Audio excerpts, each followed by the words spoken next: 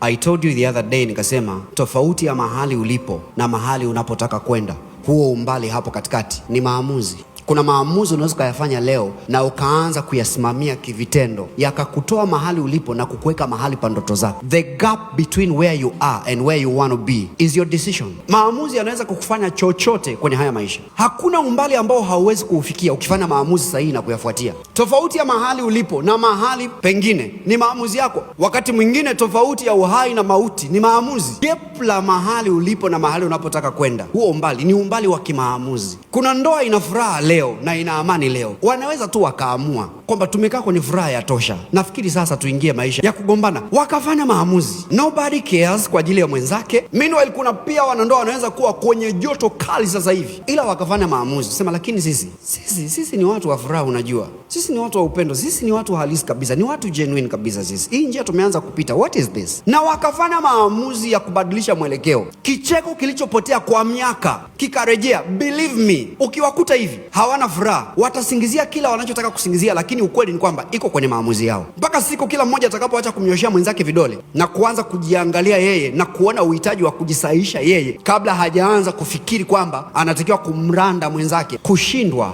hakuhitaji maamuzi magumu. Actually wakati mwingine kushindwa kunahitaji tu usiamue maamuzi sahihi. Lakini kuinuka, kushinda, kuweza, lazima yawe ni maamuzi very serious ambayo umeyafanya kwa kukamia, kuyafuatia mpaka yalete matokeo. Mwaka ujao hautakuwa na tofauti na mwaka huu kama usipofanya baadhi ya maamuzi na kuanza kuyafuatia. Ni muhimu ujue ni maamuzi gani unatakiwa kuyachukua leo ili kusecure hatima yako ya kesho. Kwa sababu gharama ya future unayoitaka ni maamuzi unayoyafanya leo na kuanza kuyafuatia. Mtu anaweza akafika juu kwa bahati. Linaweza likatokea tu jambo vibaya likamfikisha juu. Lakini kubaki pale juu hawezi kubaki kwa bahati. Atabaki kwa maamuzi. Mungu aliyekupa nguvu ya kuamua amekupa nguvu ya hatima. Hatima yako ipo kwenye maamuzi yako. Amua vema upate mema.